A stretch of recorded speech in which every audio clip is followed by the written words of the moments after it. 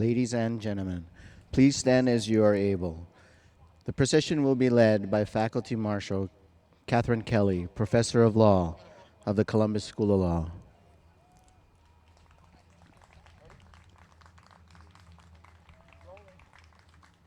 Thank you.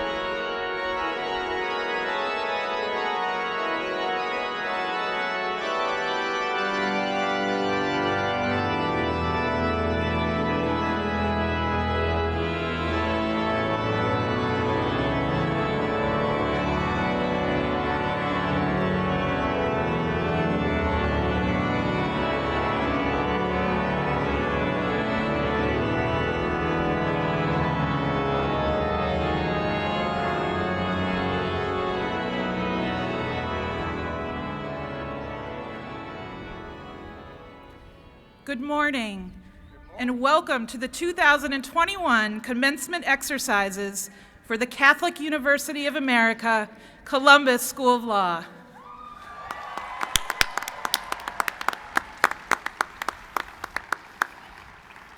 My name is Catherine Crowley, and I am the Assistant Dean for Student Affairs and Dean of Students at the Columbus School of Law.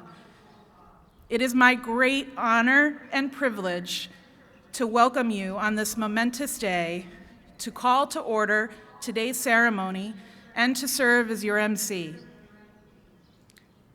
In a year that has been marked with so much loss and distance from the occasions and people we love most, we are particularly fortunate that today's event brings together our entire law school community: students, alumni, faculty, staff, family, and friends, both online for those watching from home, and for everyone here today in celebration at a magnificent venue, the Basilica of the National Shrine of the Immaculate Conception.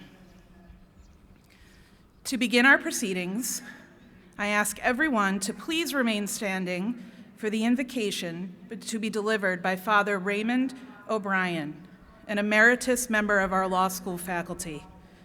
At the conclusion of the invocation, please remain standing for the National Anthem.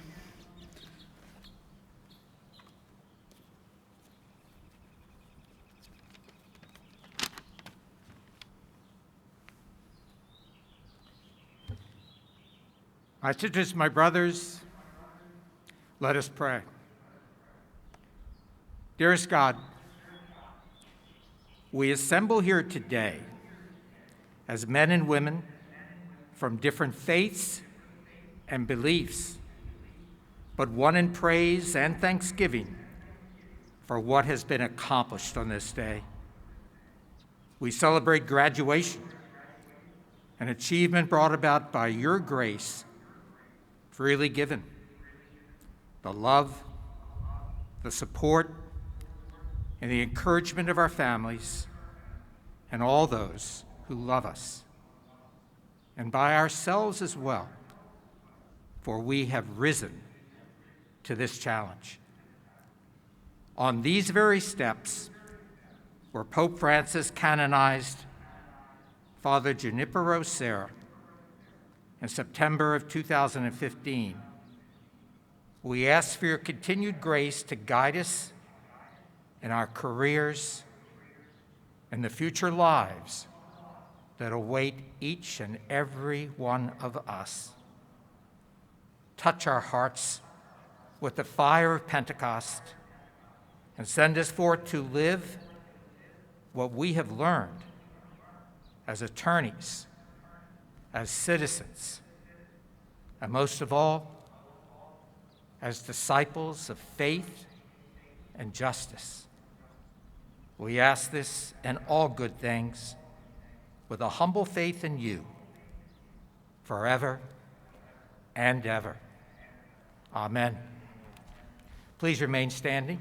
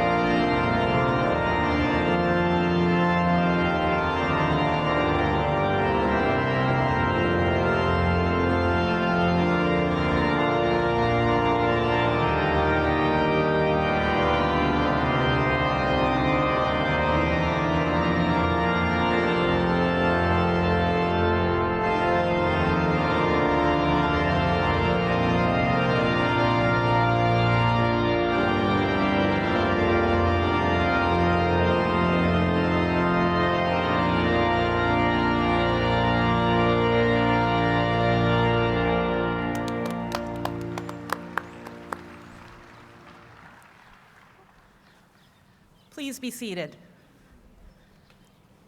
It is now my pleasure to introduce the Dean and Knights of Columbus Professor of Law, Stephen Payne.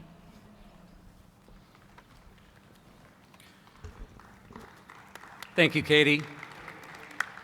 President Garvey, Provost Dominguez, distinguished members of our university administration, Father Jude, Father O'Brien, Mr. Shields, Mr. Curtin, Mr. Woodward, our Marshal, Professor Kelly, our Master of Ceremonies, Assistant Dean Crowley, faculty and staff of the Columbus School of Law, family and friends of our graduates, both here and online, graduates of the class of 2020, and last but not least, graduates of the class of 2021.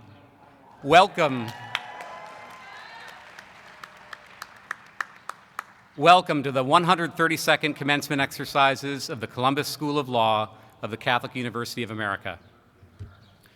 It's so wonderful to have you here in person with us in front of the Basilica of the National Shrine of the Immaculate Conception. May Holy Mary, Mother of God, pray for us and for our graduates. We're so happy to have some of the class of 2020 with us, since they couldn't celebrate last spring in person. And we're grateful to the class of 2021 for sharing their special day with these recent alumni. That's what we do in this community. We share, we help one another. There's a special bond within a class, but we're connected across time, across generations. Look around you, graduates. Stay in touch with your classmates and other alums. It will pay both professional and personal dividends. I'd like to thank and ask all of us to acknowledge with gratitude the hard work of our whole staff who made this in-person commencement ceremony possible, especially our lead staff, Dean of Students Katie Crowley and Heather Dorr and Katie's team, Director of Student Life and Special Events Joan Verassi, who has been leading our commencement efforts brilliantly for many years, and Emily Sobieski on Joan's team, as well as our communications and technology teams. They've given up just about every waking hour over the last several weeks to plan this very special event, and we are all very grateful.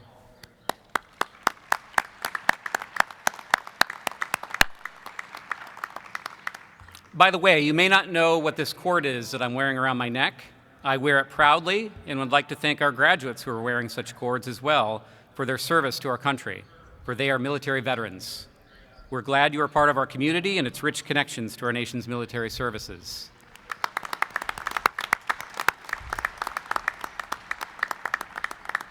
There are other cords and special stoles, and maybe next year we can print a guide to them because I'd be interested in knowing what they all mean. I won't take too much of your time today because we have a great commencement speaker and our alumnus, Mr. Jack Shields. In addition to building several enormously successful businesses that also help people, Jack was a linebacker for Notre Dame, of course, one of the top football programs in the nation, and played for them in the championship Sugar Bowl against Georgia in the great Herschel Walker. I remember that game. I just want to assure Jack that with this dean, he is in good company, for I, too, am a legendary sports figure. It's true. After all, in my first year as dean, with 3 home runs and stellar play in center field, I was the MVP of our school's championship softball game when our faculty and staff handily defeated our students. Just a gentle reminder to our students there. Seriously, I miss those days when we could gather and learn and have fun together. Even seeing you for a couple of hours on the lawn Tuesday evening did much to lift my spirits. You've had an unusual legal education, having done a good chunk of it online during a once-in-a-century pandemic. But you've done it, and maybe you've learned something unique from it. I can't say I'm a connoisseur of slam poetry, but there's a poem by slam poet Taylor Mali I like and want to share with you on this occasion. It's called Magnifies an Object 10 Times. It's about his father's experience with a magnifying glass when his father was young, and goes like this. Magnifies an object 10 times is what it clearly said on the handle of the magnifying glass my father received on his 5th birthday. He took it as a warning the birthday gift would only work its magic 10 times and no more, becoming after that just a small round window with no miracle. Toy giant's monocle, a circle of simple glass.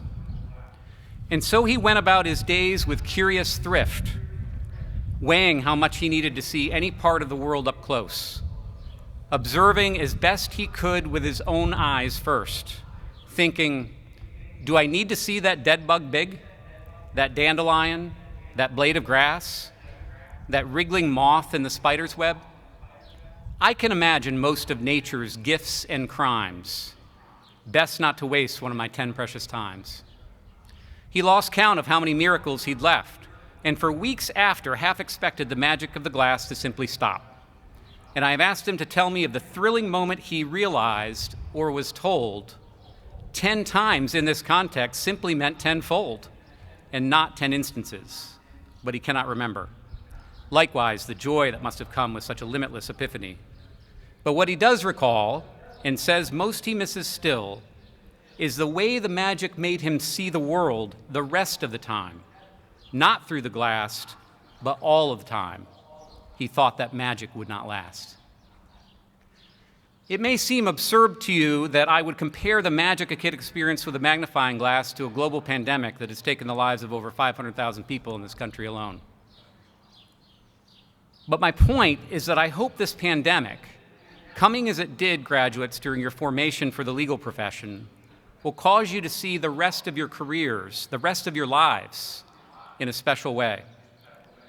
I hope it will help you distinguish big problems from little ones. I hope it will help you see your opponents in our adversarial legal system as fellow human beings, deserving of the utmost respect. I hope it will help you see with fresh eyes the vulnerable and how you might be able to help them with your new degree and new profession. I hope it will help us all appreciate the physical, whole-person presence of other human beings in our lives. I hope it will cause you to see and appreciate the opportunities your law degree will afford you in this country. I hope it will help you realize what our faculty and staff did for you, such that despite everything, you received what I will maintain was still one of the best legal educations available. I wish it had been different. It wasn't perfect, and you had to show resilience, grit, and determination to get through it. Please just remember that you had help from dedicated people who really care about you, your careers, and your lives. That includes, of course, all of your friends and families whom we thank for supporting you. Please stay close to all of them, too.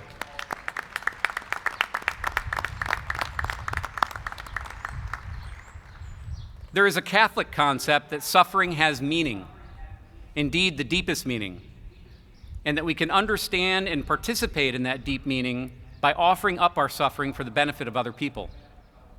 This challenging time in law school, this exciting time of commencement, this special magnifying glass, and the magic of this moment will not last.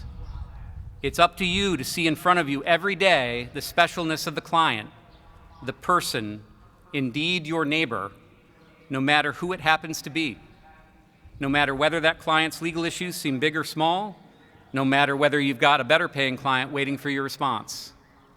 Please keep your eyes open to the dignity of the human person before you. I've enjoyed getting to know you, such as it was, and we all know you will make us proud. Go forth and do great and nice things. Congratulations, and may God bless you.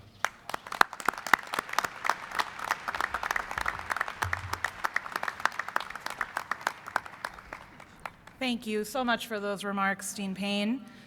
At this time, I am happy to introduce and welcome to the podium our first student speaker, Will Gibson, from the class of 2020.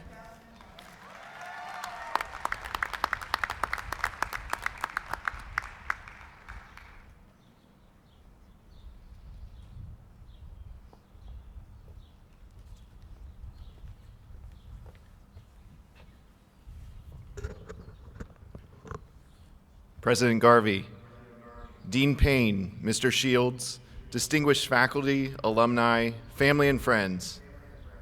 Thank you to everyone here who worked hard to make today happen, and to everyone who is here with us. For those who couldn't join us here today, thank you for being with us virtually. I was asked to adjust this year's speech and to shorten it a smidge, presumably because last year they heard the 5-minute version and decided I'd lose the audience in the 3rd minute. I jest, but I've adjusted this speech to account for the last year and the different places the class of 2020 might be today. If you don't like this version, last year's lives in perpetuity on YouTube. And if you don't like either, you're really in luck because Josh from the class of 2021 is going to do a great job, and I got to go first. There are 3 things we can learn from this last year, and from law school generally, that will help us shape our own careers. The first is gratitude. No, Zoom did not actually replace presence, and Netflix content grew boring, but we can be grateful that we were able to communicate with friends and family throughout this past year in a way that generations past would not have been able to. We can be grateful for the gift of time that we were given by commuting less and not worrying about personal hygiene. But most of all, we should be grateful to our friends and family who have helped us not only in the last year, but throughout our whole law school career. Someone helped you move in, maybe spied you a few bucks or a meal here or there, or maybe a spouse or friend made you meals while you blue booked. Second, last year I said we can learn to be resilient, but I think we learned it.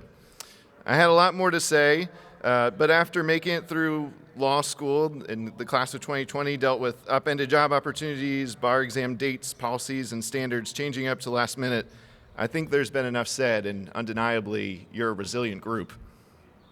Third, we can learn humility. Humility is not necessarily the first attribute the world thinks of when they think of a lawyer, but it can be. What does humility mean as a lawyer? I think this first year of practice has probably taught us a lot in developing this virtue. We all entered law school with a skull full of mush, and our professors helped form that mush into analytical minds. Humility now means being grateful for the training we were given and taking the feedback we receive in our workplaces to continue to improve. Humility down the road will mean helping young attorneys in the way we were guided along the way. Last year, I ended with a series of quotes from our professors that will live with us for years to come. And surely each member of both the classes of 2020 and 2021 have memories and quotes from different professors and different experiences that they remember. And so I hope when these respective classes assemble over the many years in life to come, they will laugh and remember those quotes.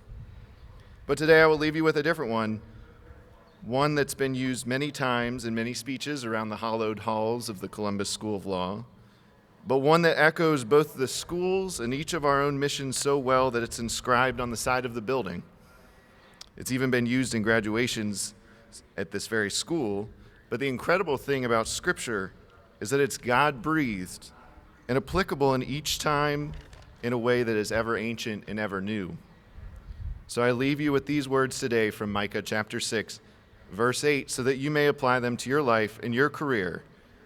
He has told you, mortal one, what is good, and what does the Lord require of you, but to do justice, to love kindness, and to walk humbly with your God. Thank you, and I look forward to speaking next year. Just joking. Congratulations.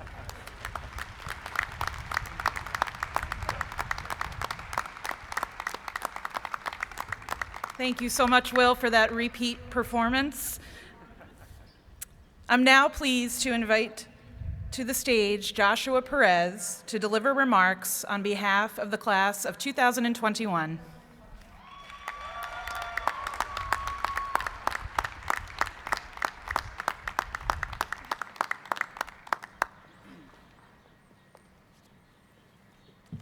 Well, you did great. President Garvey, Dean Payne, Mr. Shields, faculty and staff, family and friends, the millions watching from around the world, and of course, the Catholic University of America Columbus School of Law classes of 2020 and 2021. When President Garvey called to inform me that the university's Board of Trustees, the Academic Senate, and of course, the Dean and Assistant Deans of the Columbus School of Law had unanimously voted to award me an honorary doctorate in humane letters, I was speechless. Then, I'm in the middle. Oh, I was just told it wasn't unanimous, but nonetheless, I'm not getting, that's what he told me when he called. Okay, can I still speak? Is that okay? Okay. All right, so I'm sorry, this is really awkward. Here we go. When I sat down to write this speech, I will admit I had some trouble. And the more I thought of it, having trouble writing something that I've been assigned to write in law school was par for the course. So I decided I would approach writing this speech the same way I approached writing everything throughout my law school career. So I took a nap, ate a snack, watched 3 seasons of a TV show, texted some friends. After at least 2 mental breakdowns, the 5-watt light bulb in my head finally lit up, and I knew what I needed to write. I'm told the key to a good graduation speech is something that accomplishes each of the following. It inspires the graduates, entertains the guests, contains a little bit of self-deprecating humor, and doesn't embarrass the institution from which the speaker is graduating. But those are only the requirements for a good graduation speech. I don't want to give merely a good graduation speech. I want to give a great speech. So what's missing from that list of requirements, you say? What separates a good graduation speech from a great one? First, it's an analogy that's relevant to everyone that is watching both in person and around the world. And of course, it must be humorous. It's been said that law school teaches people how to think, or as Justice Anthony Kennedy once said, law school teaches people how to think about ordinary things in formal ways. But I found out there's a ton of things that I learned while in law school, even though I wasn't actually taught these things by an instructor. I know it sounds weird, but you'll see what I mean. I'm talking about the things that I learned by inference. For example, in law school, I learned that when a professor gives you a blank note card on the first day of class, and they know who they are, and they ask you to write your name and a fun fact on the note card, it's not so that they can get to know you, which is what they'll say. What they do is they turn these note cards into a deck of death, and they just flip through it to select a student at random. If they draw your name, congratulations. I hope you read the assigned cases. I also learned that sometimes when a professor says they'll give you substantial feedback on something you turn in, they'll just cross out entire sections of your writing. I learned that professors are generally pretty cool. Some of them are quite funny, actually, and they're all very understanding. For instance, if you show up for class and hadn't or didn't get a chance to do the reading, you can just tell the professor and they'll probably give you a break that day. But remember this, and this is vital. The next time you enter their class, they'll remember that they gave you a break last time, and they will be merciless. You should be prepared to recite the entire Constitution verbatim. I learned the importance of establishing close friendships with a core group of classmates. Doing this is both fun and practical. Here's what I mean. Say you're taking evidence over one summer and the Caps are in the Stanley Cup Finals, or say you're taking family law and the Nats make it to the World Series. You and your group already have an alliance and can take turns skipping class, so you can share notes with one another. I learned that everyone here is bad at math. Everyone. That's why we're in law school, because there's no math. Do you know how many times I had a syllabus where the grading rubric totaled up to a number that wasn't 100%? Here comes the analogy that I mentioned earlier. I learned that being a law student and hand sanitizer have a lot of things in common during an unprecedented global pandemic. At the beginning of your law school career, you'll be nowhere to be found, just like hand sanitizer in spring 2020. And I don't mean in the sense that people are paying a ton of money to see you, because that would have been great. I mean more, it's like you're just missing. Your civilian friends are mad at you because you missed their birthday brunch at whatever birthday brunch spot they chose. And your family peppers in guilt because you couldn't go home for Thanksgiving because you were outlining for civil procedure. Then after a little bit, you finally manage to get your hands on a bottle of hand sanitizer and things start to seem more normal. Nothing can defeat you. Then you walk into your first day in property class and you remember sometimes hand sanitizer stings if you have a paper cut. You think to yourself, I didn't know I had a paper cut. But you do, you have a deep one. It's called the rule against perpetuities. It stung when you first heard it and will sting every time it's mentioned. It does not get better. Once you finish property, you think that it's like you've switched to an alcohol-free hand sanitizer and it won't sting anymore until you take trust in estates. Congratulations, you bought a hand sanitizer that claimed to be alcohol-free, but it stings even worse. Your trust in estates professor will say something like, oh, this is the rule against perpetuities. You learned this in property. Wrong. Very wrong.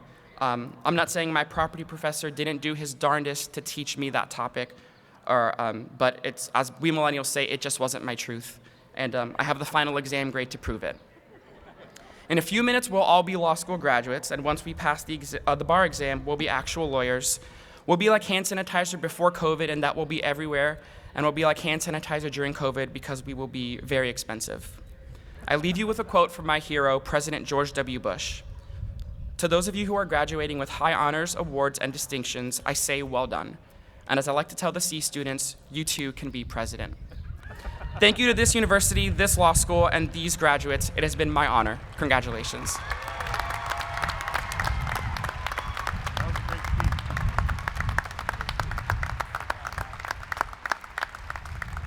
Thank you so much, Josh, in particular for the self-deprecating humor. At this time, I invite President John Garvey, the 15th President of the Catholic University of America, to escort Mr. Shields, our commencement speaker, to the center stage. I also invite Dean Payne to the podium to read the citation for the President's Medal for Mr. Shields.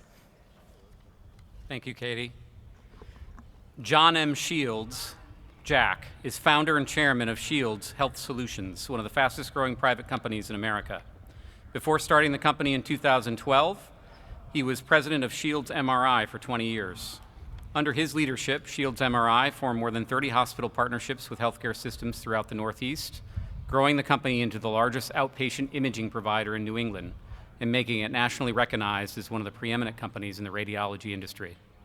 Over his 30 years as a national leader in healthcare entrepreneurship, Shields has overseen the creation of 4 highly successful companies in the fields of dialysis, oncology, radiology, and pharmacy. Each company was founded with care and service at its core, providing more affordable health care and better access to health care for everyone. In 2015, Shields was awarded the prestigious Ernst & Young Entrepreneur of the Year Award for his work starting Shields Health Solutions. Shields was also selected from dozens of entrepreneurs as a national spokesman for Verizon, appearing in television campaigns speaking on the importance of technology and innovation in healthcare. As part of his work branding Shields MRI, he created partnerships with all of the New England sports teams, including the New England Patriots, Boston Bruins, and Boston Celtics. More recently, working on the direct-to-consumer ad campaign with Tom Brady as spokesperson for Shields MRI. Shields also currently serves as founder and co-chairman of Shields Capital, a venture capital firm focused on innovation in the healthcare sector. He is also on the advisory board of Riverside Partners, a healthcare private equity firm, as well as on the board of Allied Dental. His extensive civic responsibilities have included co-founding the Brockton Boys and Girls Club, being a candidate for U.S. Congress in 1992, and serving as the chairman of the Board of Trustees at Boston College High School. Shields holds an undergraduate degree from the University of Notre Dame, where he played middle linebacker on the 1981 Sugar Bowl team. He earned his J.D. from the Catholic University of America, Columbus School of Law in 1986.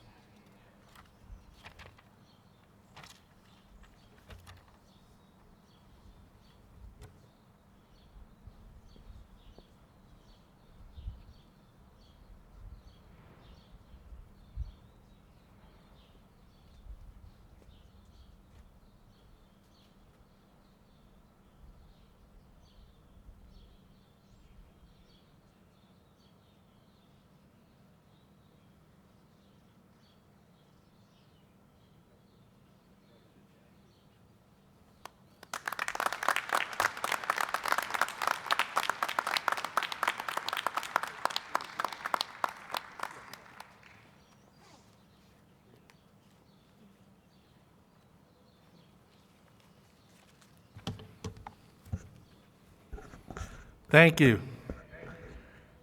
Wow, what a day. I waited 15 months for a day like this. Thank you so much for being here. President Garvey, Dean Payne, university administrators, families, and the members of the class of 2021 and the class of 2020. I'm delighted to be here, and thank you so much for letting me join in your celebration. Earning a law degree is an extraordinary accomplishment, but doing so during this pandemic for the last 15 months makes that extraordinary accomplishment even more so. You sit here today not only having conquered contracts, torts or evidence, but also Zoom, isolation, and more importantly, fear. COVID-19 may have disrupted your studies, but it did not derail them. So, with the gravity of your accomplishment, I knew it was important for this speech to live up to your expectations.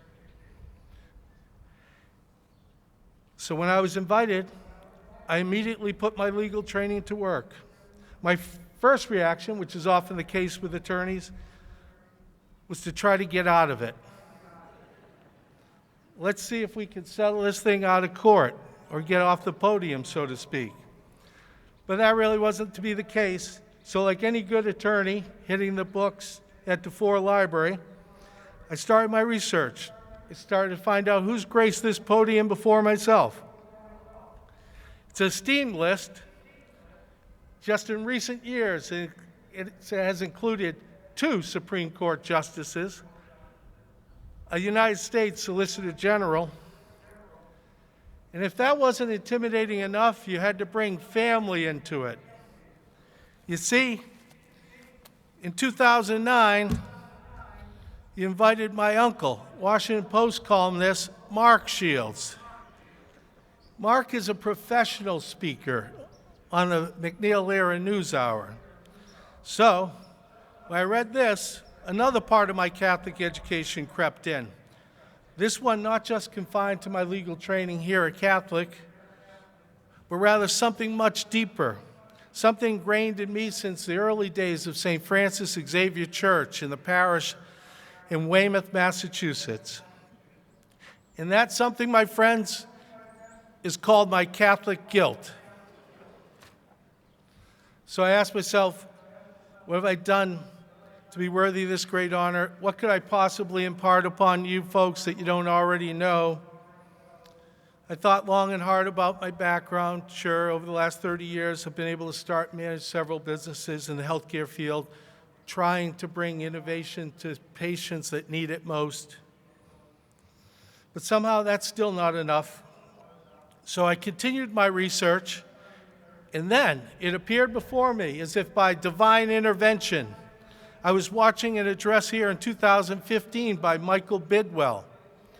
Michael's a very impressive person, a graduate of this law school, and is the owner of the NFL's Arizona Cardinals.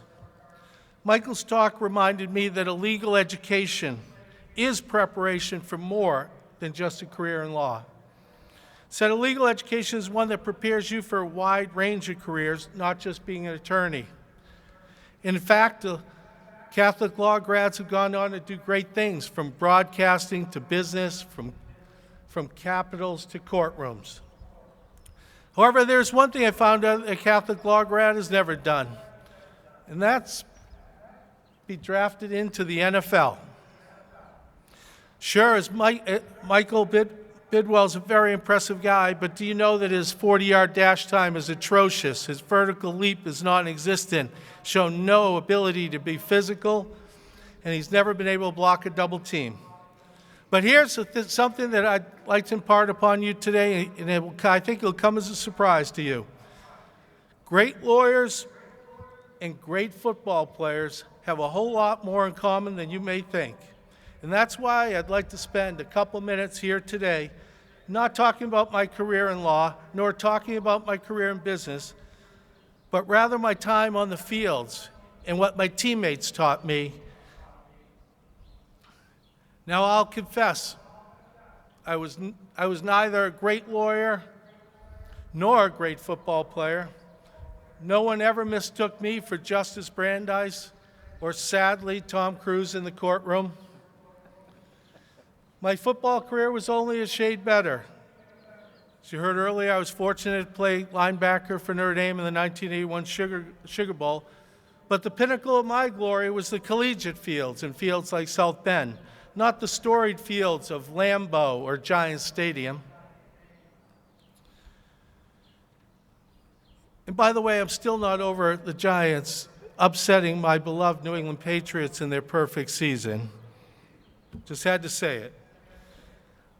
But today I'm not going to let my lack of personal experience get in the way here and stop me. If you think about it, really, in the history of commencement speeches, no one really ever has. That's really the best part of being an alum. I think I'm a better alum than I was a student, and I know I was a better football player than I was a student. So with that in mind, I'd like to share 3 things with you today, lessons I learned from my teammates. First, cardinal rule. It's all about teamwork. It didn't take me many times to find myself flat on my back to realize that it took 11 of us to make a play successful. You see, teamwork doesn't just mean knowing that your teammates are out there with you. It means having their backs. It doesn't mean just putting up with them. It means putting your entire trust into them. You have to truly believe that you're better as one, that we can do together what we can't do by ourselves. So as I've built my companies, teamwork is the one thing that's non-negotiable. And I hate to say this, but I've had to fire star players who just couldn't conform in the team environment. Being a great team member means being genuine, being authentic, follow up on your commitments, don't pay lip service to it. It means doing all the work, not just doing your job. The most critical item is it always means putting others first. Great teams understand their strengths and weaknesses. No lawyer is an expert on everything. You might find yourself part of a team, part of a firm, part of a company, or part of a regulatory body, but you'll never be alone. You'll learn to quickly rely on those around you to teach you, and you'll teach them. Or if you don't, you'll find yourself flat on your back. The second area I'd like to talk about today is a thing called analysis. Sure, analysis isn't a thing you associate with 300-pound linemen smashing into each other, but it's a huge part of the game. Football teams analyze film constantly, before practice, after training table. When I was at Notre Dame, our head coach, Dan Devine, filmed everything we did, not just games, everything we did in practice except stretching. And then we had to review it with our position coach after training table to look at microscopic movements of our feet, our opponent's feet, hands, pre-snap, post-snaps, just to give ourselves a slight advantage. A legal mind attacks problems, I believe, the same way a great coach approaches film. You spot the issues, you break down the problem, you identify the component parts, you manage your approach. You're going to find that cases are won and lost, and businesses will succeed and fail on these small component parts within the bigger picture. So as a lawyer, I'm encouraging you, always understand the bigger picture so that you can appreciate those fine details that will make the difference between winning and losing. See, in business, they call that pattern recognition.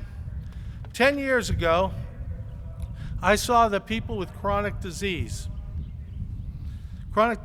were having trouble just getting the medicines that they needed to live. And more often than not, they were not getting them in a coordinated fashion.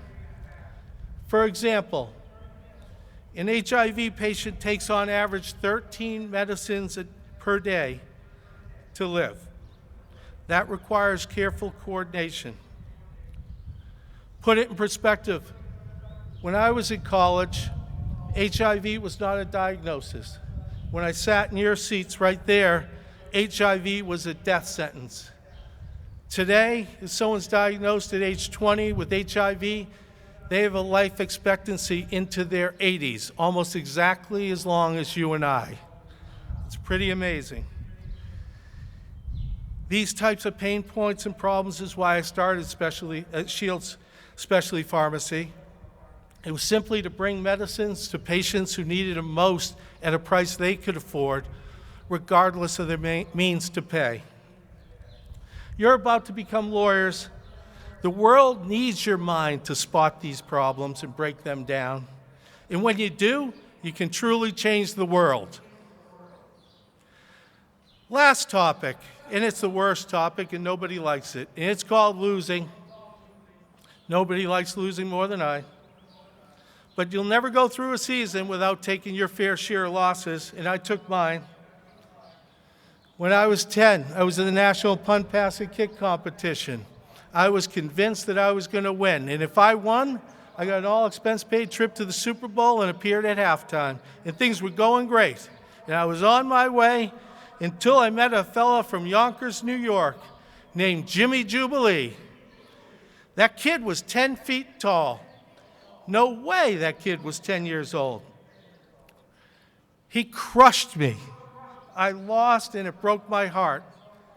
That loss as a 10-year-old was tougher to take than 10 years later watching Herschel Walker with a broken shoulder run through my team for 150 yards, a Heisman Trophy, and a national championship.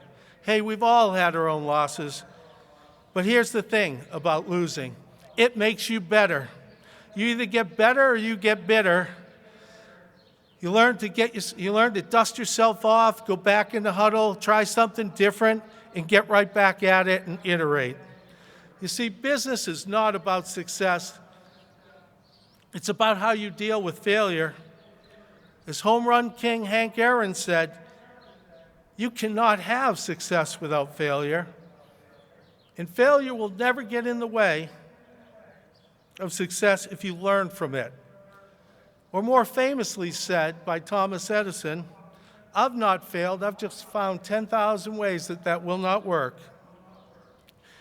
And again, in business, it's called iteration, and that's where innovation comes from. The reality is, no matter how good your legal education was, and it was great, believe me, you're going to find times that you fail. You're going to find times that you may lose a case. You may miss something in agreement. And those challenges will not be confined just to the legal world. Life is filled with them, as you know, health, family, and other things, like a pandemic.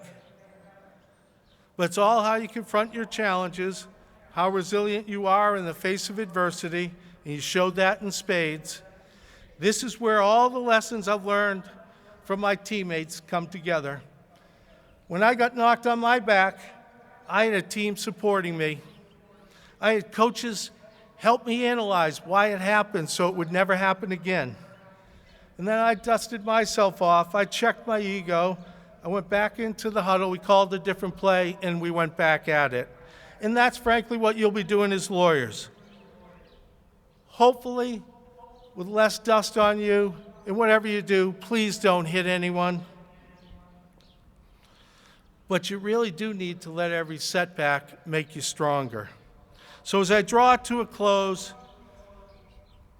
perhaps you're skeptical.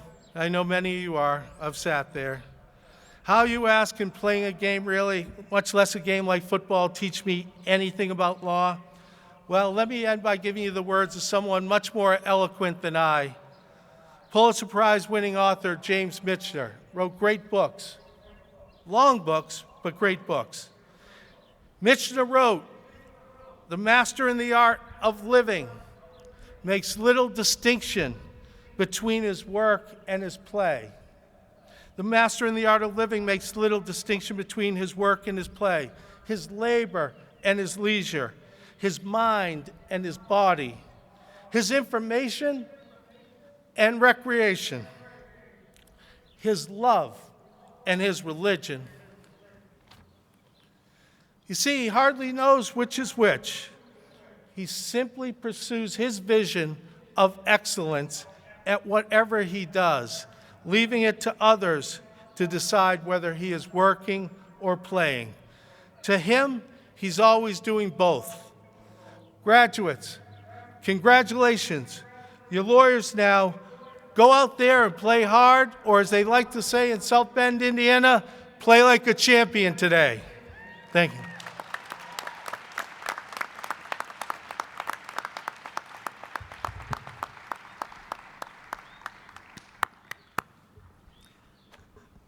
Thank you, Mr. Shields. We very much appreciate your service as our commencement speaker and your thoughtful remarks today.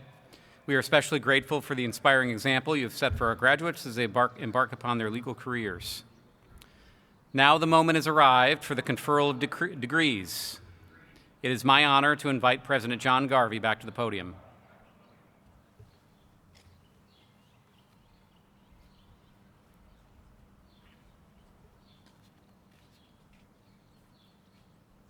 Will the graduates from both the class of 2020 and 2021 please rise for the conferral of degrees earned in course?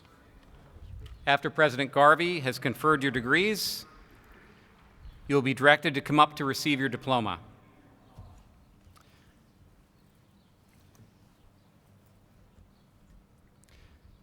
President Garvey, as the Dean of the Columbus School of Law, it is my privilege to present candidates for the degrees of Juris Doctor, Master of Laws, LLM, and Master of Legal Studies, who have been recommended by the faculty and approved by the Academic Senate. President Garvey. In virtue of the authority committed to me as President of the Catholic University of America, I'm pleased to confer upon each of you the Juris Doctor, LLM, and Master of Legal Studies degree for which you've been individually recommended by the Law School and by the Academic Senate. I extend my personal congratulations and the university's to each of you. You may now don your hoods.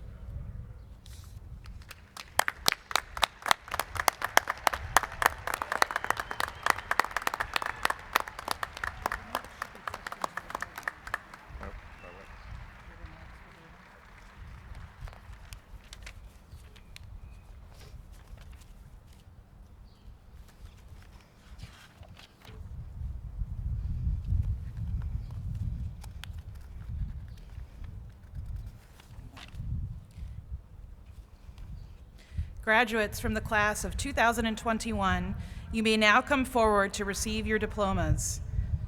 Professor Catherine Kelly, selected by the graduating class of 2021 to serve as faculty marshal, will call the names of the graduates. As your name is called by Professor Kelly, please step forward to Dean Payne to receive your diploma and pause for a photograph. You may remove your masks for your photograph.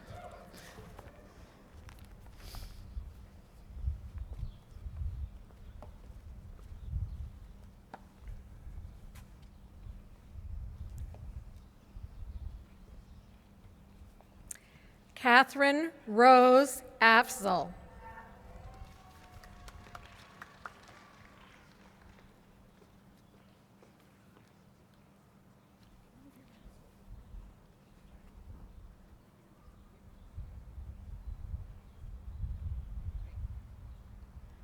Morgan Katrina Amiaga.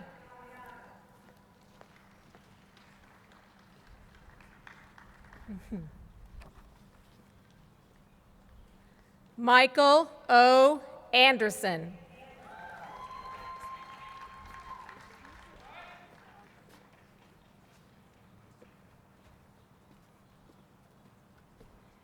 Antonio V. Appolito.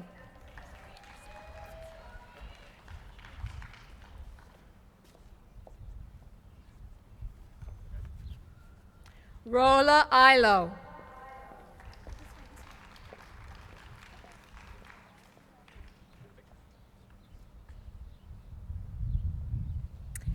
Shayla Shamar Barney.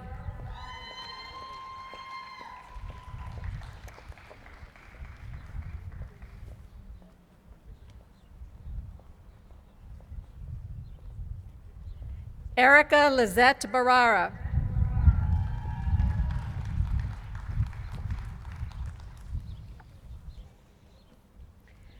Brian M. Barth, cum laude.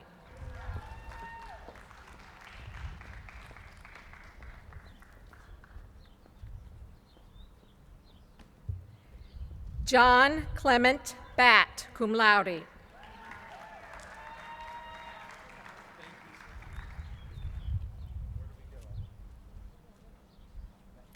Emily Ann Bedoya.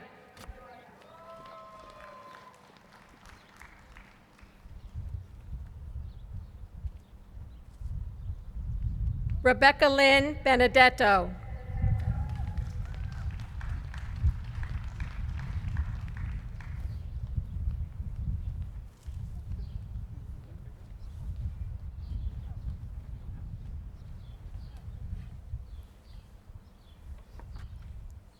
Justin G. Boggs.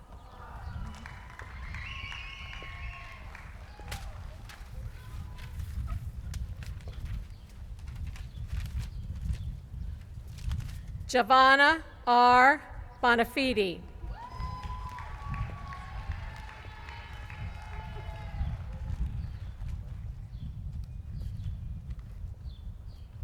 Caroline Burris.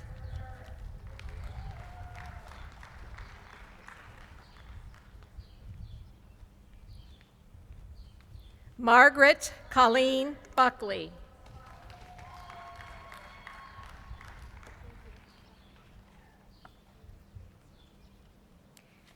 Keisha Marie Burns.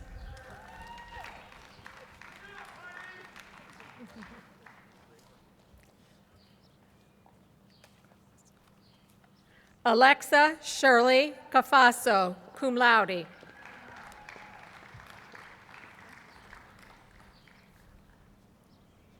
Rachel Elizabeth Campbell.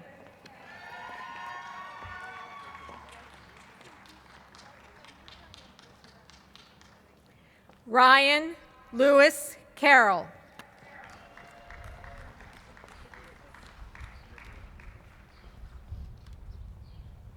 Michael Christopher Servino.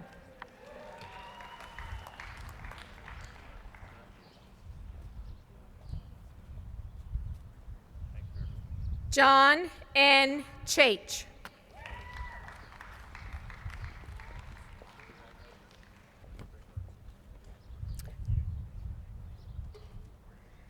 Greta Malgorzata Schwalik, cum laude.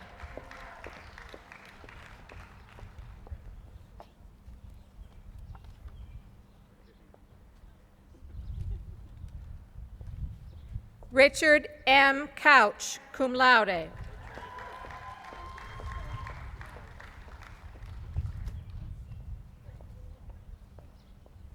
Caitlin E. Day, summa cum laude.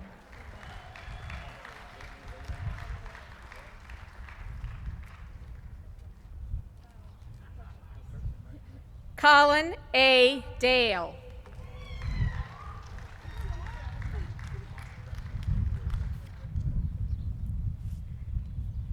W. Hunter Daly, cum laude.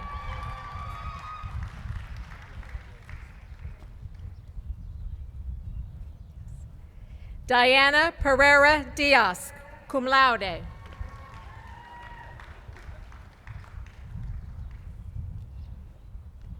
Thomas Richard Dillon.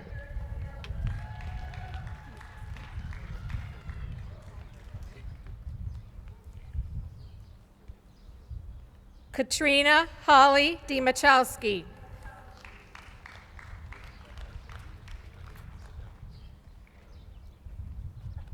Ryan McGinnis Donnelly.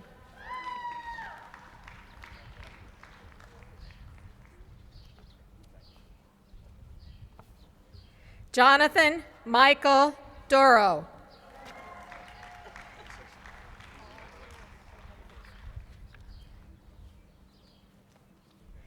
Christina M. Dorta.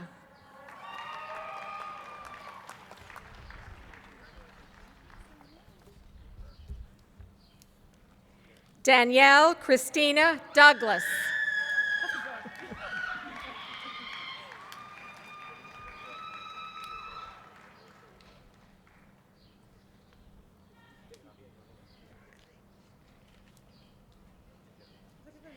Kalechi Eke.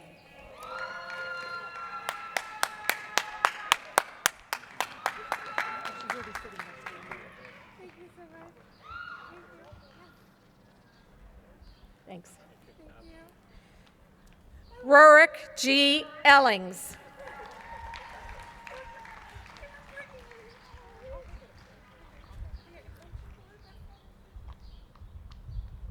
Molly Elizabeth Ironman, cum laude.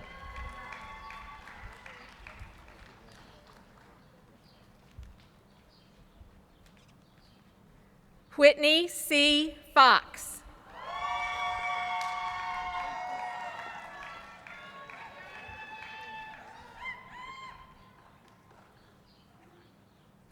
Hunter M.G. Gallagher.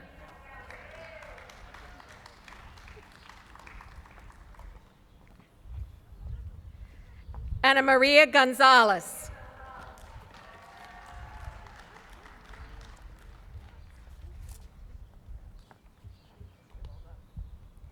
Patrick R. Hall, cum laude.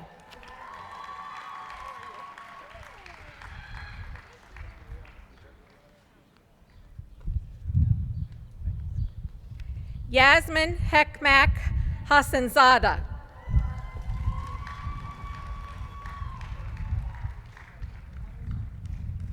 Carmita Raquel Hedman Sequeira.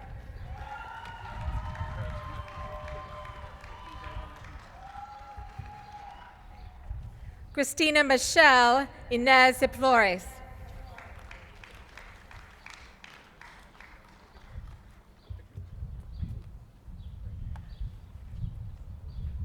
Amanda Jo Holbrook.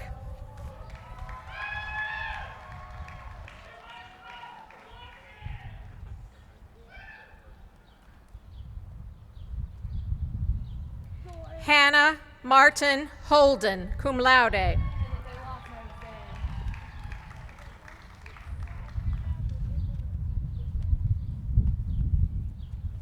Caleb Addison Holland, cum laude.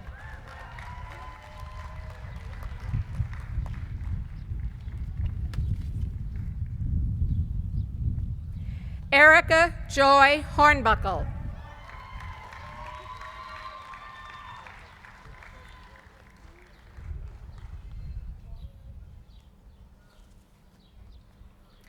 Heather M. Howell, magna cum laude.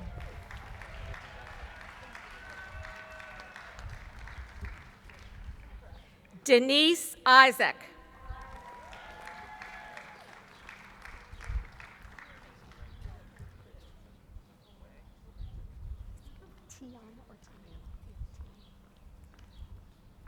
Tiana Irene Ann Jenkins.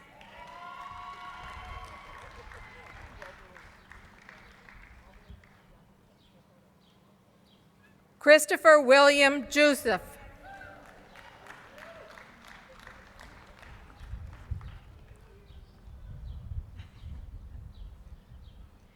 Brenda Jacqueline Keels.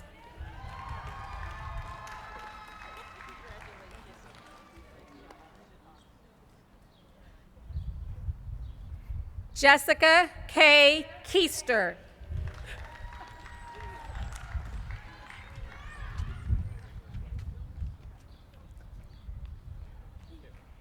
Nathan A. King, magna cum laude.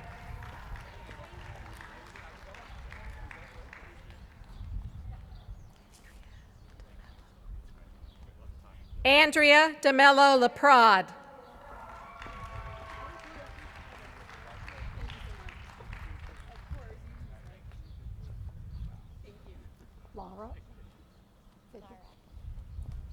Christina L. Lara.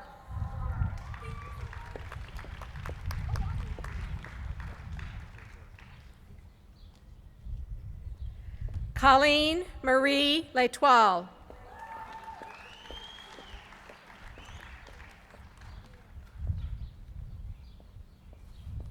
Jeremy Allen Levin.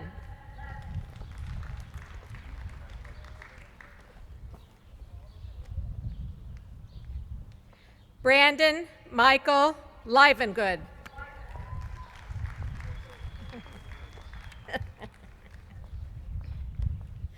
Patrick Cornelius Millette.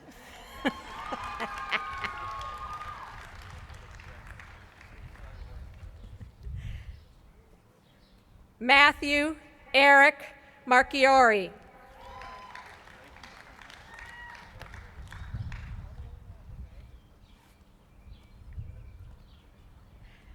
Hector Daniel Martinez.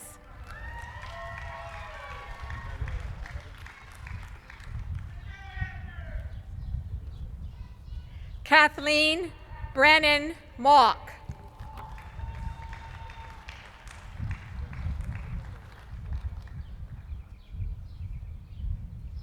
Margaret Sarah Griffin McCabe.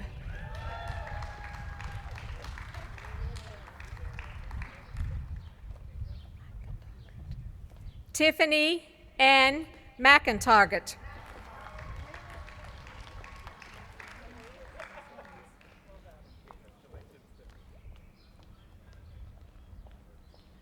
Bethlehem Tadessa Mesvin.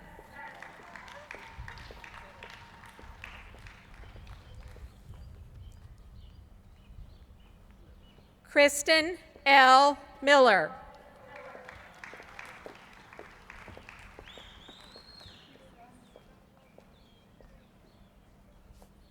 Christina Mitsopoulos.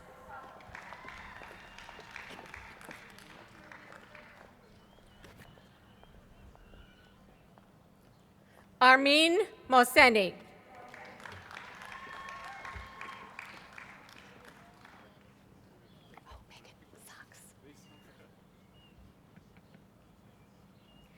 Megan Morehouse.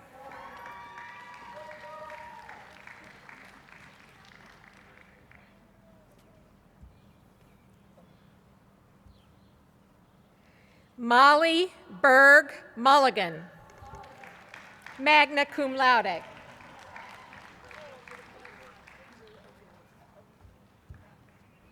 Renee. Tanya Renee Munson.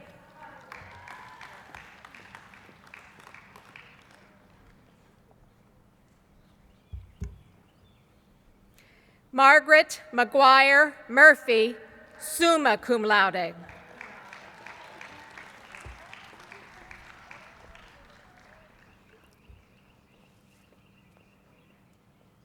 Mark P. Noble.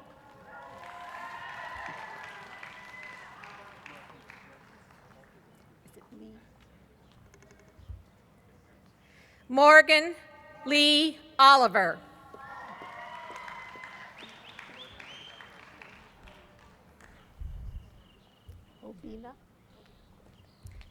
Eden Jasmine Obina Olson.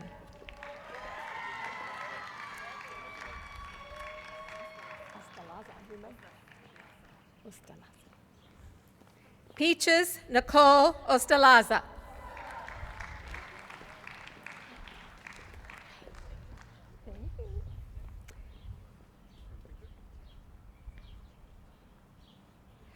Jeanette Panning.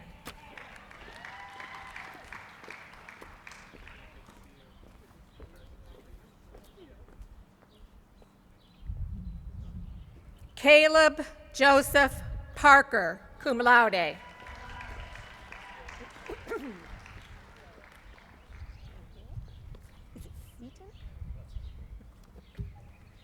Seaton William Parsons.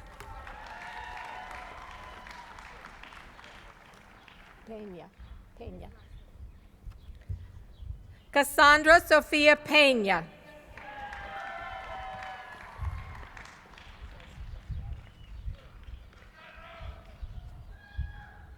Armando Peralejo. Now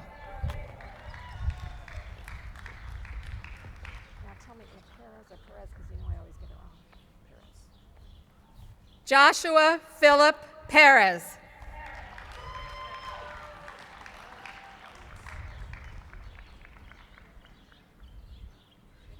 Philogene.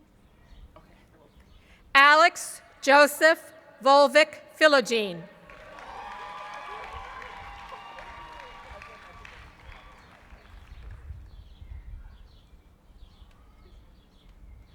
Abigail H. Renard, magna cum laude. Hey,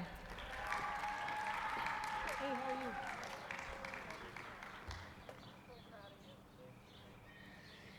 Lucas Dixon Rockwell.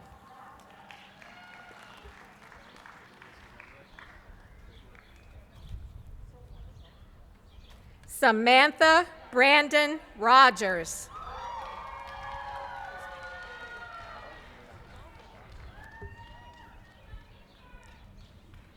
Helena Rowland.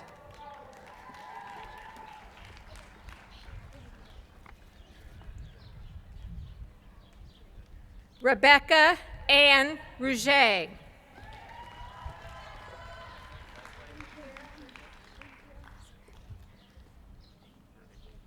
Monica Sameni.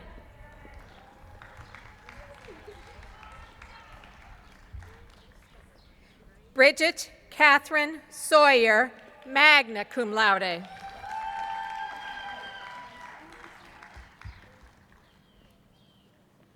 Rachel Paige Simino, cum laude.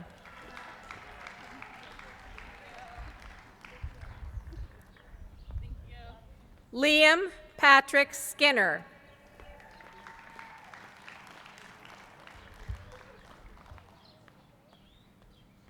Amy Nicole Solano, cum laude.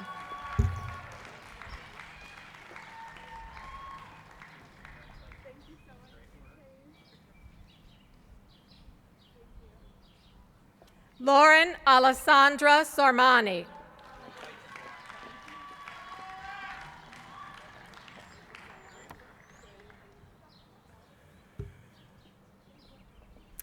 Michaela Ray Stover.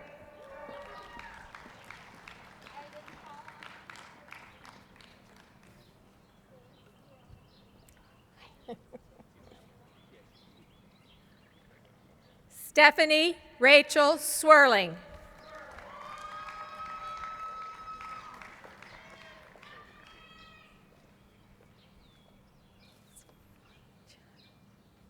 Svantia Saskia Swider, magna cum laude.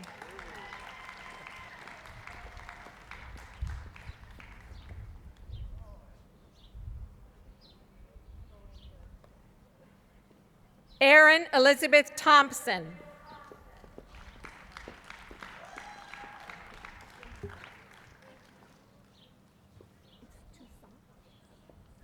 Stephanie H. Toussaint.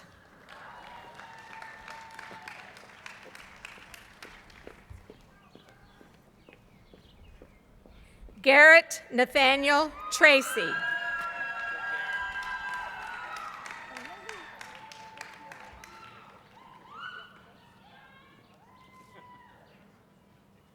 Holly Melissa Tripp.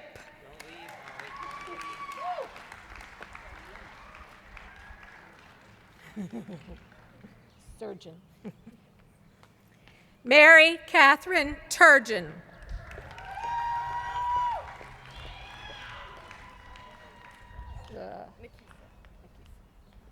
Sarah Nikisa Vadat.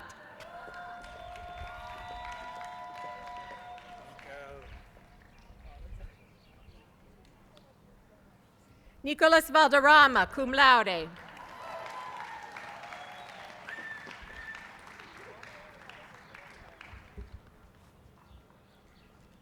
Adriana Volterra.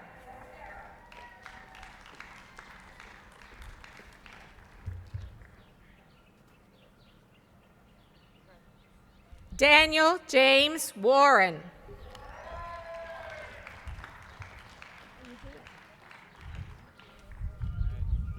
Whelan, right? Whelan. Emmett James Whelan, cum laude.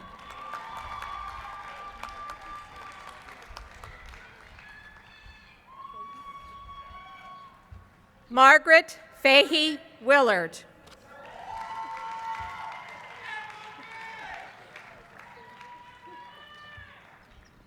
Anne Stewart Wilson, cum laude.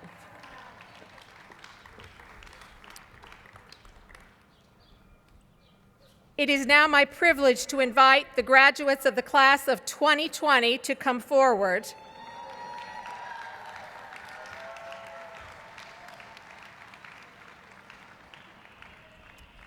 Jude Mary Anthony Appen.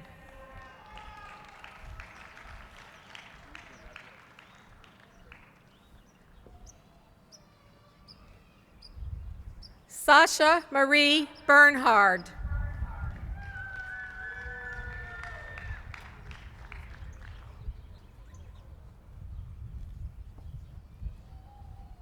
Elia Bernstein.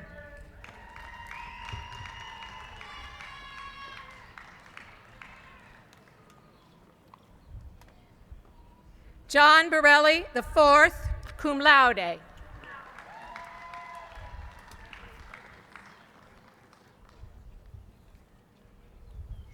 Elizabeth Grant Bowen, cum laude.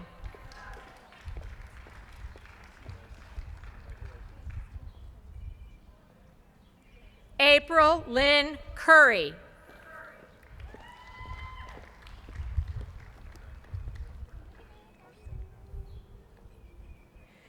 Raven Lene Davis.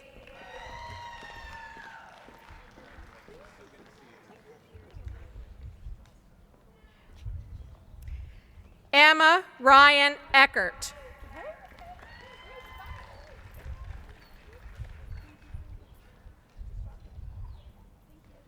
William Barry Gibson.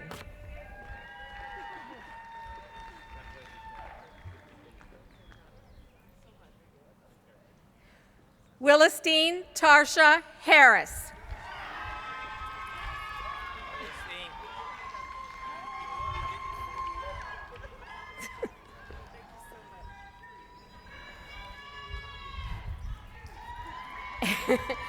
Andrew Jefferson Heckler.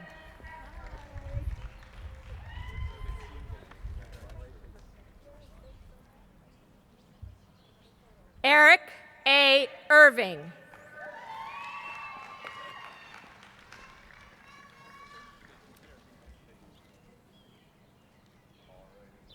Justin Pecos Kenyon, cum laude.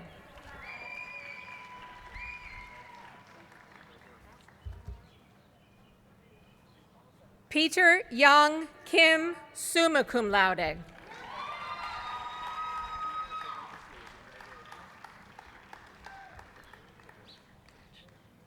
Adam Konechny.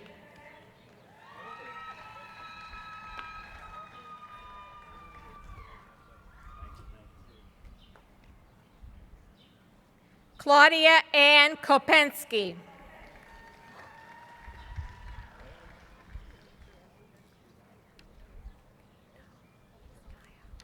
Maria Fernanda Lino Cayo.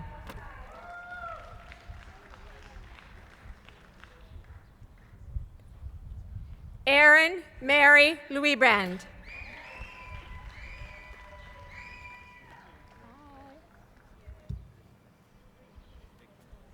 Larry Allen McCammon.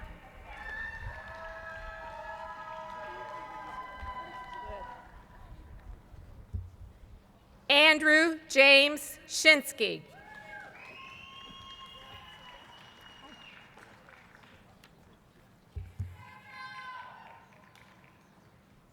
Annika Michelle Smith, summa cum laude.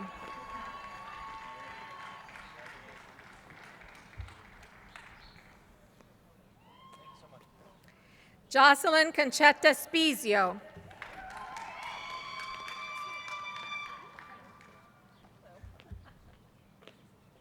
Kevin Henri Spranger.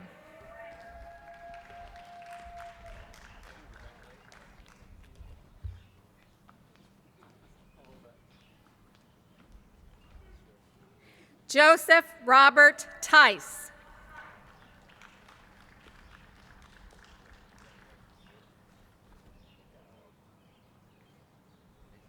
Kenny Walters.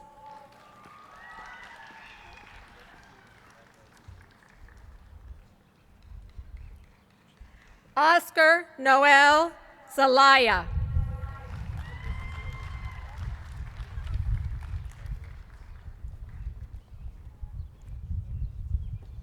Ladies and gentlemen, I present to you the classes of 2020 and 2021 of the Columbus School of America at the Catholic University of America.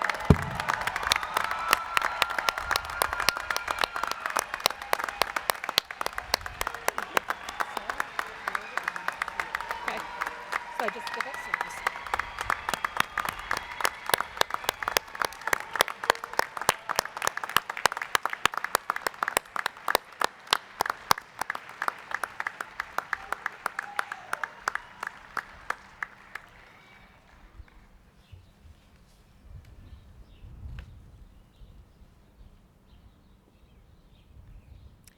It is now my honor to present the John L. Garvey Faculty Awards to the graduates of the classes of 2020 and 2021. The faculty named this award in honor of the late John L. Garvey, Professor Emeritus, recognizing his 49 years of dedicated service to the law school as dean, teacher, scholar, and colleague. These awards recognize outstanding academic achievement during the law school course of study and are conferred upon one graduate from the part-time and one from the full-time division.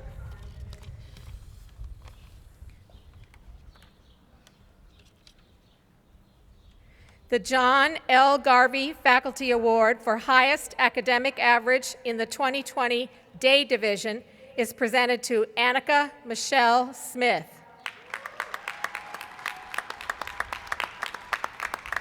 Congratulations, Annika. Please come to the stage to accept your award.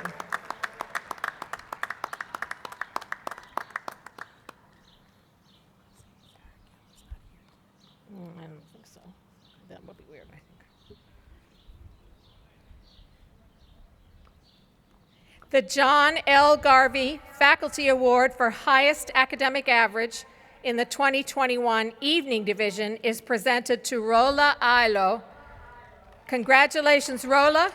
Please come to the stage to accept your award.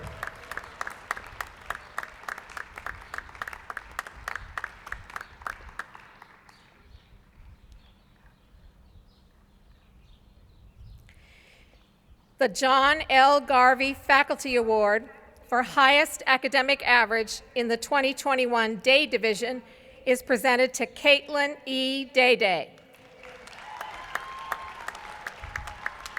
Congratulations, Caitlin. Please come to the stage to accept your award.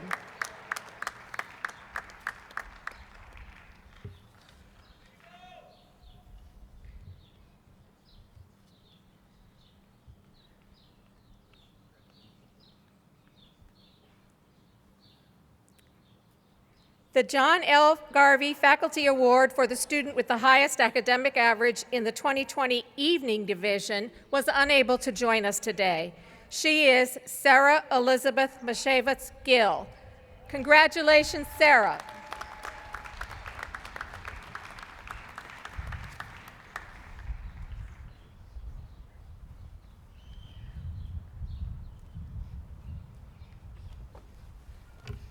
Thank you, Professor Kelly. Congratulations to our John Garvey Faculty Award recipients. In 1965, Michael Curtin graduated from the Columbus School of Law with a passion for probate law and trust in estate planning and litigation, but also a dedication to the service of others. The range of his pro bono work and the significant time he volunteered in the causes of justice, compassion, and opportunity for all set a new standard for what it means to serve others, particularly the law school and the legal profession. In 2008, in recognition of his outstanding service, the law school established the Michael F. Curtin Pro Bono Awards to recognize a law student from both the day and evening divisions who followed his example and achieved the law school's highest ideals through extraordinary pro bono service to others. We're very fortunate to have Mr. Curtin here with us today to present the Pro Bono Awards. Mr. Curtin, would you please come to the podium?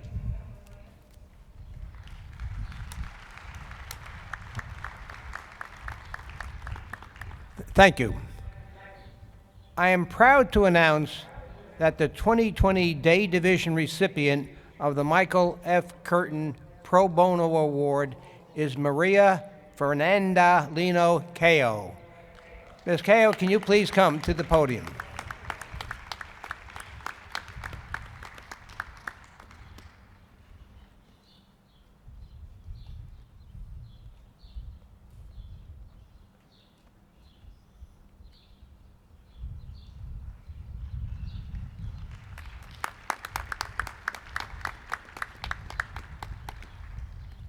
I am now delighted to announce that the 2020 Evening Division recipient of the Michael F. Curtin Pro Bono Award is Larry Allen McCammon. Mr. McCammon, please come forward.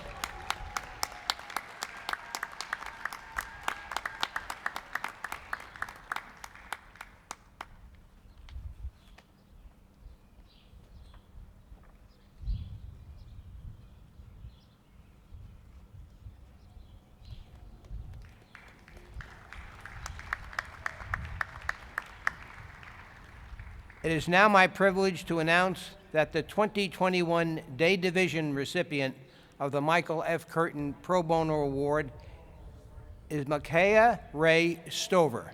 Ms. Stover, please come forward.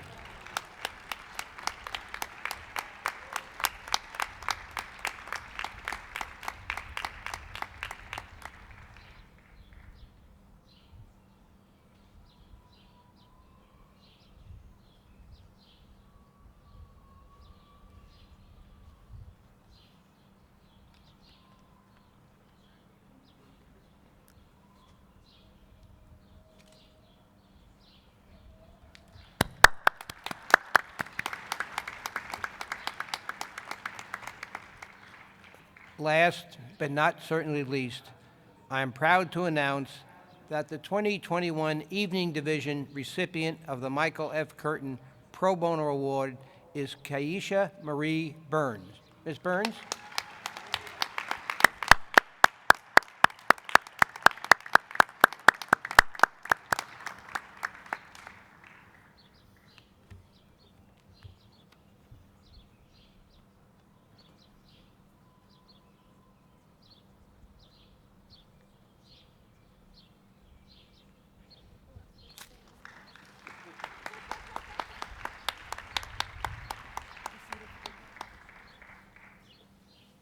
Thank you, Mr. Curtin, and congratulations to our Pro Bono Award recipients.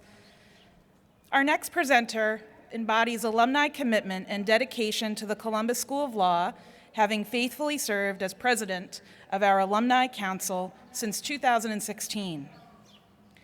Stanley Woodward graduated from the law school in 2008 and is a partner with the law firm Brand Woodward in Washington, D.C. He will now present the Alumni Association Awards. Stanley?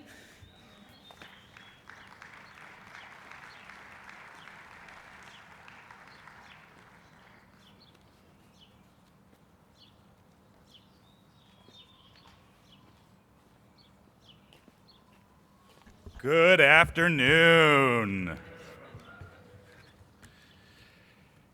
My name is Stanley Woodward, and it is my privilege, on behalf of the Law School Alumni Association, to be the first to ask you for a donation. Please take out your phones, law.edu, click on the beating heart. No, I kid. It's my privilege to announce the awardees of an award I care deeply about. The Law School Alumni Association Award was established in 1978, and it recognizes a graduating student from the full-time and part-time divisions. These students have not only excelled academically, but they have worked actively to participate in extracurricular and co-curricular activities and have contributed to the law school in special ways. In short, they began their transition to alumni early. On behalf of the Law School Alumni Association, we are proud to announce that the 2020 Part-Time Division Award goes to Annie Ustanoski. Unfortunately, Annie is unable to join us today and was presented with her award during the 2020 virtual degree conferral ceremony. On behalf of the Law School Alumni Association, we are proud to present the 2020 Full-Time Division Award to Elizabeth Grant Bowen. Ms. Bowen.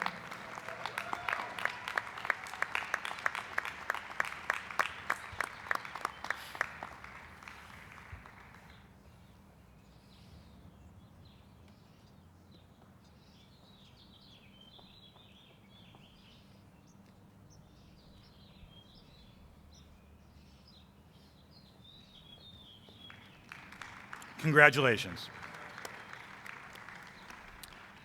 On behalf of the Law School Alumni Association, we are proud to present the 2021 Part-Time Division Award to Joshua Philip Perez.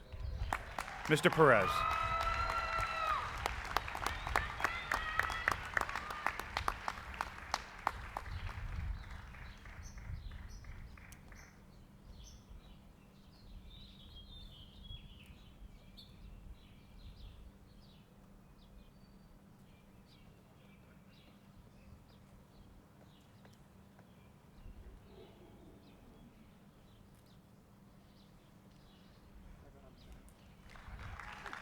Congratulations. And on behalf of the Law School Alumni Association, we are proud to present the 2021 Full-Time Division Award to my friend Hunter Daly. Mr. Daly.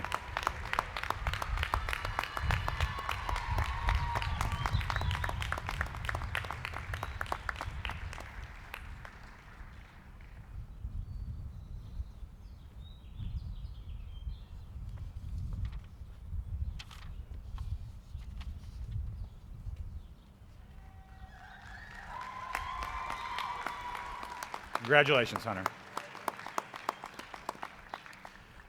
Now, a number of our graduates today are following in the footsteps of members of their families who are also alumni of the Columbus School of Law and members of the Catholic Law alumni community.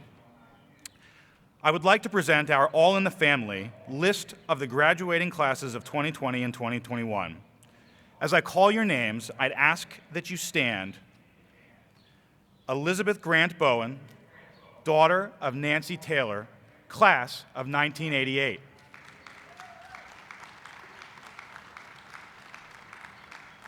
Betelem Tadisi Mesfin, cousin of Isaias Gebrkiden, class of 2008.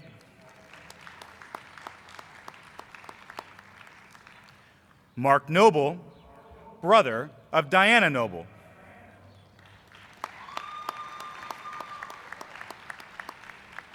Morgan Fahey Willard, daughter of Chris Willard, class of 1990.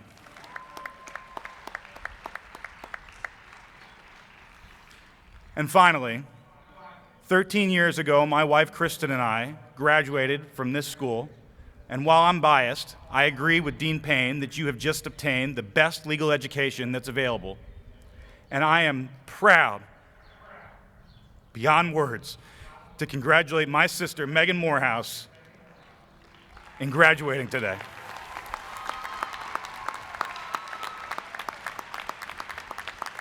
Congratulations to all of you. Good luck and stay in touch.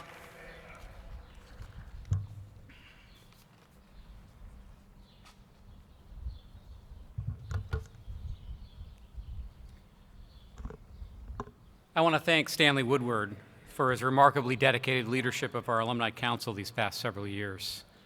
Stanley, we all knew that we could count on you for anything we needed, and I hereby declare, as Dean of the Columbus School of Law, that a more ardent supporter of our school does not exist in the land. We have a special certificate prepared to award you for your years of dedicated service, and we want to thank you from the bottom of our hearts, and we know you're not going far. Thank you, Stanley.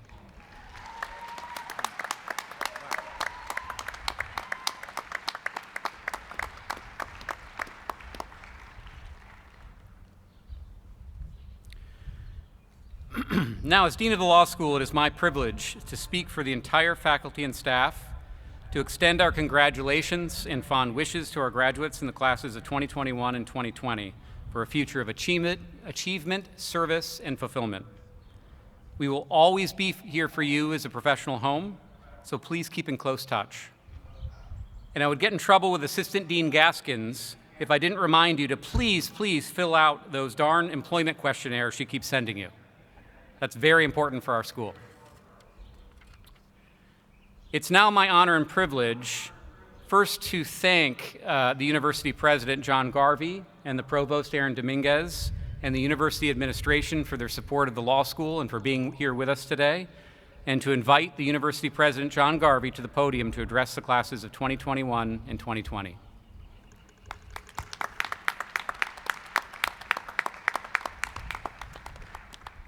Let me add my congratulations and that of the provost to that of the dean and your faculty to the classes of 2020 and 2021. We're all very proud of you. When I was little, in the Sharon Public Schools, the kids going to college always took Latin. We read Caesar in the second year and Cicero in the third year and Virgil in the fourth year. It's surprising how fast these guys have dropped from view, as fast as Latin itself has disappeared from the curriculum. 100 years ago, Cicero in particular was the epitome of high rhetorical style, long flowery sentences with the verb at the end. It's a good thing we don't do that anymore. I don't like it any better than Victorian furniture or romantic music. But Cicero's essays and letters were not, as I recall, as ornate and flowery as his orations. One of them in particular I want to commend to you today. De officiis, as we public school kids used to say, on duties, takes the form of a letter that Cicero wrote to his son Marcus, then a young man studying philosophy at the Peripatetic school in Athens. Marcus spent more time partying than studying, a lifestyle that his father abetted by giving him too generous an allowance. The letter might be an effort to atone for this mistake. Or it might be a reflection on the circumstances of Cicero's own life. You may recall that Cicero opposed Caesar's decision to abolish the Senate and make himself emperor. For this, he was exiled. When Caesar was murdered in 44 BC, Cicero once again chose the wrong side. He opposed Antony and was killed for it. The essay De Officiis comes from this period when Cicero was banned from public life and sought the consolation of philosophy. Book one of his On Duties is a discussion of the four cardinal virtues: prudence, justice, fortitude, and temperance. And the line I want to call to your attention appears in the treatment of justice. It is non nobis suum nati sumus, that is to say, we're not born for ourselves alone. This is a more generous statement than the modern liberal conception, equal treatment for all, for two reasons. One is that it views justice not as a kind of debtor-creditor relationship, I owe you equal treatment, but as a virtue. I should help you because that's a good way for me to behave. The other is its teleological flavor. Being born is not something that just happens. We're born for a purpose. So why am I dragging this up? You might be thinking there's a reason why people don't read these guys anymore. But there is actually a straight line that connects Cicero to our gathering today. His emphasis on the hand of God and the virtue of justice appealed to Christian writers both early and late. St. Ambrose wrote his own De Officiis around 386. Renaissance humanists were fond of quoting his non nobis solum nati sumus. And the most lasting adherents to the humanistic tradition of education, the Jesuits, the order that Pope Francis belongs to, opened their first school in Messina, Italy in 1548 with an emphasis on the same theme. I don't doubt that Cicero was taught in Messina. And from then down to the present, the Jesuit model in education has been to form men and women for others. We're not born for ourselves alone. Here's how Pedro Arrupe, the Superior General of the Order, put it in 1973. Today, Arrupe says, our prime educational objective must be to form men and women for others, men and women who will live not for themselves, but for God, men and women who cannot even conceive of love of God which does not include love of the least of their neighbors, men and women completely convinced that the love of God which does not issue in justice for men and women is a farce. If we've done our job right, you're now ready to put those words into action. Love God, love the least of your neighbors, do justice. You notice I do not say get ahead, make a bundle, make partner. Not that I condemn success. You're an intelligent, energetic, and well-educated group, and I suspect that success will crown your efforts. But you must not make it your target. Let me say that again. Money, honor, office, power. You'll go off the rails if you want these things for their own sakes. They may come your way, and it's fine if they do, but they will not make you a better or happier person, and they will not save your soul. Love God, love the least of your neighbors, do justice. The real fans of Cicero among you will recall that he has a bit part in Shakespeare's Julius Caesar. In Act 1, Mark Antony offers Caesar the crown 3 times, and Caesar refuses, each time a little more reluctantly than the last. In this passage, Casca is recounting these events to Cassius, and their exchange goes like this. Cassius says, "Did Cicero say anything?" Casca, "Aye, he spoke Greek." Cassius, "To what effect?" Casca, "Nay, and I tell you that, I'll never look you in the face again, but those that understood him smiled at one another and shook their heads, but for my own part, it was Greek to me." English departments have spilled a lot of ink speculating what Cicero might have said, but I'll tell you what he said. Caesar really wanted the gold crown, and Cicero thought that would be the worst thing for himself, for the Senate, for Rome, and for Caesar. Caesar was killed the year Cicero wrote De Officiis. I don't speak Greek, but I'll translate it for you. He said, "We're not born for ourselves alone. We should be men and women for others." Now I have a last word for you. Enjoy yourselves this weekend. You've been in school for 20 years, some of you continuously. It's now time to leave, but it's been a lovely place to be, and you should enjoy the last few moments before you step out. God bless you all, and congratulations.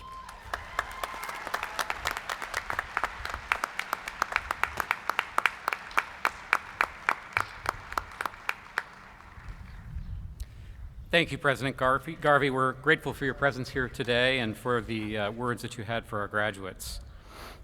I now ask everyone to please rise as you are able for the benediction, which will be delivered by University Chaplain, Father Jude D'Angelo. Father Jude, would you please come to the podium?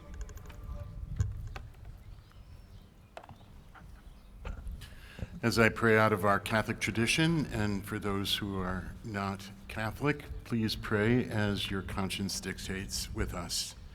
In the name of the Father, and of the Son, and of the Holy Spirit, amen. Before you were formed, God knew you. While in your mother's womb, God named you. At your birth, God's breath filled you with life. Today we celebrate what you have become up to this moment in time. And so we pray, God of all truth, we thank you for these graduates of the classes of 2020 and 2021, the Catholic University of America, Columbus School of Law. Help them in their new careers, and for those who have yet to take that, help them as they study for their bar exams. As they step forward into their noble profession, strengthen their resolve to walk in the footsteps of Jesus, seeking justice tempered by mercy. Guide them in their commitment to ethically practice the law. As they protect the rights of their clients, may they also seek to protect the common good. And may the Lord bless you and keep you. May the Lord be gracious to you. May he look upon you with his kindness, and may he give you his peace. And I bless you in the name of the Father, and of the Son, and of the Holy Spirit. Amen.